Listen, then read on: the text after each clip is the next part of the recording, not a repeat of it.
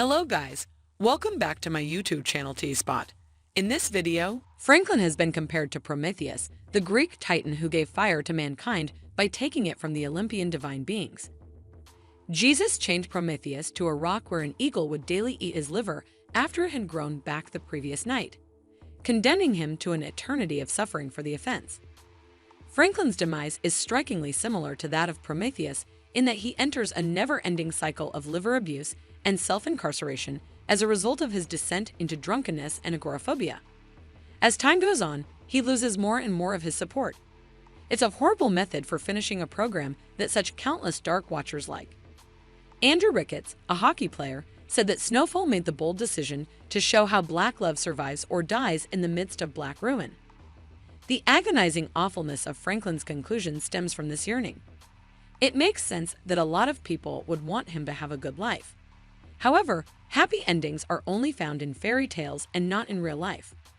After Franklin Saint passed away, the story of the devast in our community has persisted for a very long time. After getting so close to his money that he could almost taste it and having his mother ruin his chance at a happy ending, Franklin begins to drink himself into a coma as he tries to hold on to the little money he has left. After Sissy kills Teddy, Franklin rushes into a bar to use the payphone and update Veronica. He then calls Teddy's handler Steven, who tells Franklin that he needs to deliver Ruben to the CIA if he wants to survive. Before calling Steven, the bartender notices Franklin's distress and gives him a shot on the house.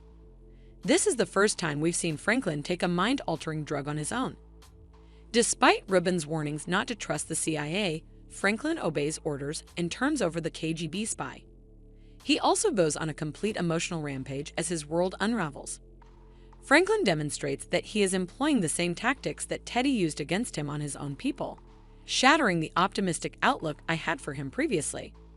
He frantically asks Leon for the $3 million he has figured out how to save in return for some rubbish that would see him become a fractional proprietor of Franklin's land business. Leon acknowledges it for what it is and makes an effort to persuade Franklin to consider what transpired with Sissy. Franklin declines the offer because doing so would be disrespectful to her sacrifice. Franklin goes full Teddy, yells, "I'm the explanation you all niggas got this fucking cash in any case," and says he'll take it genuinely if fundamental. Leon is protected by his people, so Franklin must take a different route. Franklin then goes to Sissy's preliminary, where she enters a blameworthy supplication, is denied bail, and is arrested. She has become a martyr now that she has publicly acknowledged her guilt and accepted her punishment. She receives 2 visits from Franklin while she is detained. After his life collapses again, he recommends challenging the allegations the subsequent time. When Franklin's business partner, Paul Davis, arrives at the residence to discuss what appears to have previously been a discussion regarding selling his investment in the Spring Street development, Franklin discovers Veronique has been working behind his back. He comes up to Veronique, yells at her harshly, then grabs her by the neck to make her even more afraid. Franklin makes one last, arrogant move by telling Veronique that he sold all the properties to his mother's former employer out of resentment. He also says that because he built the shit, he can tear it down if he wants to. Franklin, who is still high, rushes to the bank to try again to get money, but he soon finds out that Veronique has already taken money out of the account and gone. Because he has no other options or equity, he goes back to his mother to ask that she sell the house and give him the money. She stays quiet the whole time, and Franklin begins to let completely go as he understands he will not be getting anything else from her. The edge accentuates the division between the mother and child as the camera records their experience. The gap in their attitudes and relationships is represented by the frame's empty space, and at one point, Sissy's head even receives a light ring. He won't acknowledge liability and is driven out by a cop while faulting her for everything. Franklin is still drunk, helpless, and in debt 3 months later, and the banks are after his money. He is still living in Sissy's house. After failing to locate Veronique, he meets Top Notch, who is ready to move on with his life. He tells him about one more discovery, which is where Peaches is. The money he had stolen from Franklin helped Peaches, who lived in squalor only 25 miles away and was addicted to drugs, make ends meet. Franklin kills Peaches trying to recover his cash, then enlists Miguel, a repairman, to open the safe containing what's left of Peaches.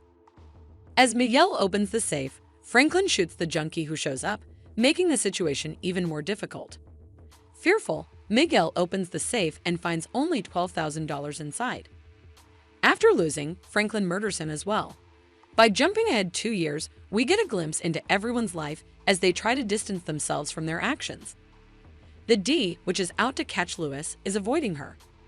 With enough time having elapsed, Hayamara has now contacted Gustavo, who is presently utilized as a wrestling trainer, giving no less than one of our hero a cheerful consummation.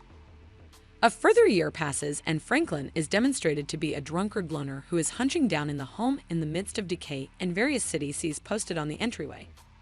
Since Wanda left for Ghana not long after Sissy was detained, and it is implied that he heeded Sissy's guidance and left with his significant other before long. Leon is in the city when he finds Franklin depicting the wild neighborhood bum. Leon and Franklin take a stroll through the neighborhood where we first met them after all these years. Franklin continues to attribute his current circumstances to someone else, despite his resentment and stubbornness. It is clear that the aftermath of the show's events had a direct impact on the black culture of 90 Seconds.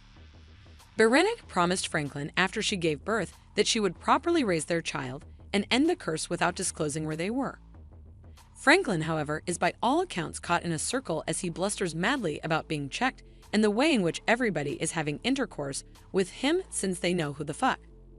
They return again to Cho's odds and ends shop where they began. Leon informs Franklin that he has established a legal clinic to assist his people as incarceration rates continue to rise in response to the Len Bias law, which tore through the black community and declared it to be Jim Crow once more. Franklin is asked if he wants to help, but when they get to the outside shows, it's clear that he doesn't care. Instead, he asks Leon for money, which was the most important thing to him. And what ultimately led to his demise was his lack of happiness and health due to his pride and greed. When they return, the police arrive at his residence prepared to seize it. Franklin lets Leon know that he is at last free, yet just on his condition subsequent to being left with nothing by any stretch of the imagination. Before leaving with a bottle in his hand, he tells Leon that he is proud of him and that Leon is his best friend as Leon calls for him. While Kendrick Lamar's Pride plays, the tragically true story of Franklin Saint comes to an end. Thanks for watching. Let us know what you think in the comments below. And don't forget to like, subscribe, and share the video. Thank you for watching. See you soon.